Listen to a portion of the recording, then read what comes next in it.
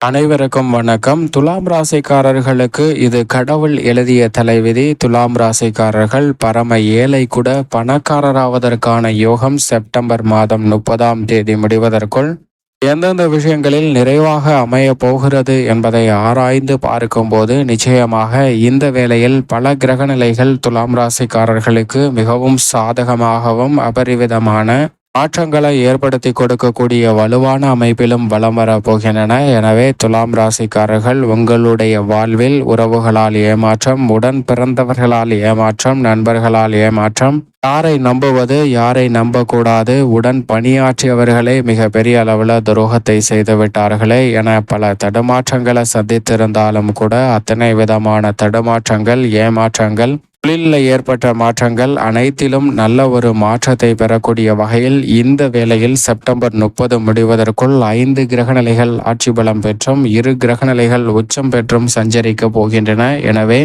இந்த வேளையில் பல்வேறு வகையான அற்புதமான நல்ல வாய்ப்புகளும் முன்னேற்றம் நிறைவாக பதிவு செய்யக்கூடிய வகையில் பல சந்தர்ப்பங்களும் துலாம் ராசிக்காரர்களுக்கு சிறப்பாக அமைவதற்கான யோகம் உண்டு.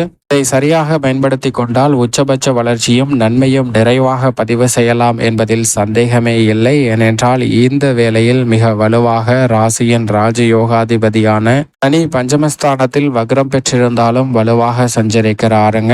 6ல் ராகு இருக்கிறார். ராசியின் அதிபதி ஆட்சி பலம் பெறுகிறார். 9ல் செவ்வாயும் புதன் ஆட்சி பலமும் உச்சமும் பெற்று சஞ்சரிக்க போகிறாருங்க. சூரியன் ஆட்சி பலம் பெற்றும் பிறகு விரயத்திலும் சஞ்சரிக்க போகிறார். இப்படி பல கிரக நிலைகள் மிகவும் அபரிவிதமான அதிரடியான மாற்றங்களை துலாம் ராசிக்காரர்களுக்கு ஏற்படுத்தி கொடுப்பதால் பல்வேறு வகையான நெருக்கடிகள், தடைகள், சிரமங்கள் அனைத்துமே விலகி எதிர்பார்க்கக்கூடிய நல்ல முன்னேற்ற வாய்ப்புகளை விரைவாக பதிவு செய்வதற்கான யோகம் கடவுள் எழுதிய தலைவிதியாக நிச்சயமாக உங்களை தேடி வரும் என்பதில் சந்தேகமே இல்லை. உதாரணமாக ஒரு நபர் இருக்கிறார். அவருக்கு 2 மகன்கள் பிறக்கிறாங்க. 2 மகன்களும் ஒரே நேரத்தில் பிறக்கின்றனர். இருவருக்கும் ஒரே ராசி, ஒரே நட்சத்திரம், ஒரே மாதிரியான பண்புகளை கொண்டவர்களாக தான் இருக்கின்றனர். இருவருக்குமே தங்களுடைய குழந்தை பருவத்தில் அதீத ஆர்வத்துடன் செயல்பட்டு நல்லபடியாக வளர்கின்றனர். ஆனால் வளர வளர வாலிப பருவத்தை அடையும் போது இருவரும் மிக பெரிய சோம்பேறிகளாக மாறிவிடுகின்றனர். இருவருடைய நிலையையும் எண்ணி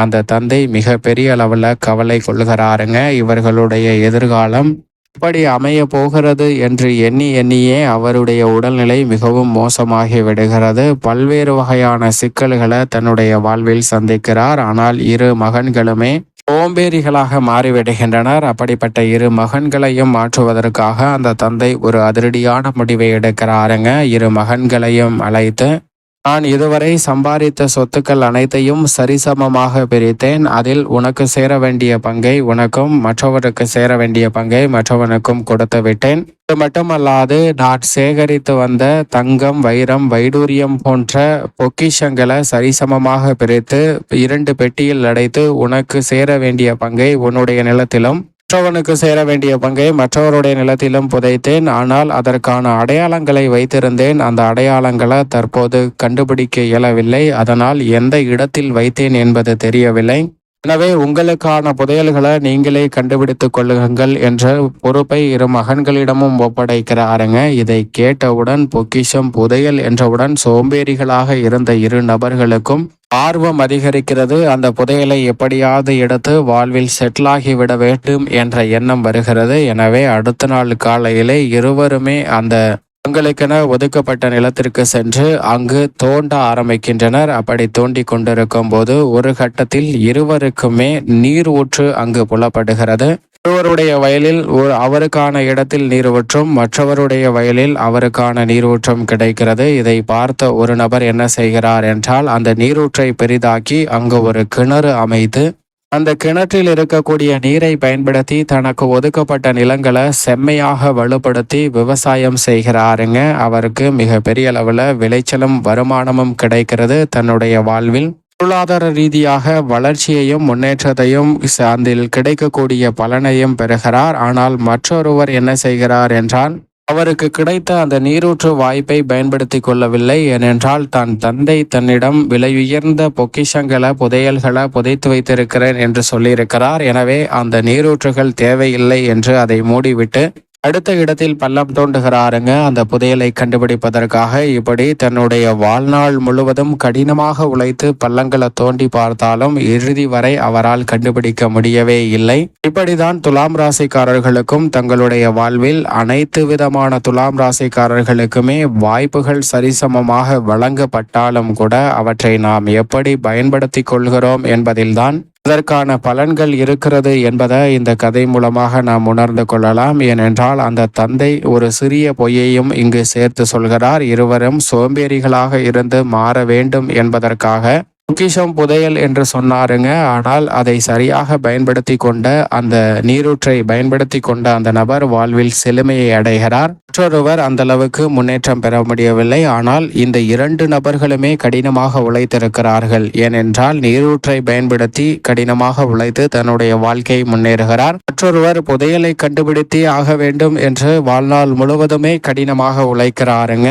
இருவரும் கடின உழைப்பை வெளிப்படுத்தினாலும் கூட கிடைக்கக்கூடிய வாய்ப்பையும் சந்தர்ப்பத்தையும் கடவுள் கொடுக்கக்கூடிய வழியையும் சரியாக உணர்ந்து கொண்டால் மட்டும்தான் பரம ஏழை கூட பணக்காரராவதற்கான யோகம் நிச்சயமாக கிடைக்கும். எனவே உழைப்பு மட்டும் இருந்தால் போதாது, கிடைக்கக்கூடிய சந்தர்ப்பத்தையும் கச்சிதமாக பயன்படுத்த வேண்டும் என்பதுதான் யதார்த்தமான உண்மை. அதுபோன்றுதான் துலாம் ராசிக்காரர்களுக்கு இந்த வேளையில் பல கிரக நிலைகள் மிகவும் சாதகமாக வலம் வருகின்றன. ஏனென்றால் நவ கிரகங்களிலே வலிமை வாய்ந்த ராசியின் உச்ச அதிபதியான சனி பகவான் வக்ரம் பெற்றிருந்தாலும் பெரிய அளவிலான பாதிப்பு இல்லை. அவர் ஆட்சி பலம் பெற்றிருக்கிறாருங்க. எனவே பூர்வீக சொத்துக்கள் ரீதியான பிரச்சனைகள் கட்டுக்குள் வரும். உடன் பிறந்தவர்களிடம் இருந்த மனசங்கடம் நிச்சயமாக விலகும். எதிர்பார்ப்பதை விட அதிரடியான மாற்றங்கள் மிக வலுவாக உண்டு. ஏனென்றால் மிக விரைவில் அவர் வக்ர நிவர்த்தியும் பெற போகிறார். அஷ்டமத்தில் நிலை கொண்டிருக்கக்கூடிய குருவும் வக்ரகதியில் திரும்ப போகிறாருங்க. எனவே எதிர்பார்ப்பதை விட அதிரடியான பல மாறுதல்களை இந்த தருணத்தில் குருவின் அமைப்பால் நிச்சயமாக துலாம் ராசிக்காரர்களுக்கு சந்திப்பதற்கான யோகம் உண்டு. ராசியின் அதிபதி ஜென்மத்தில் ஆட்சி பலம் பெறுகிறார். எனவே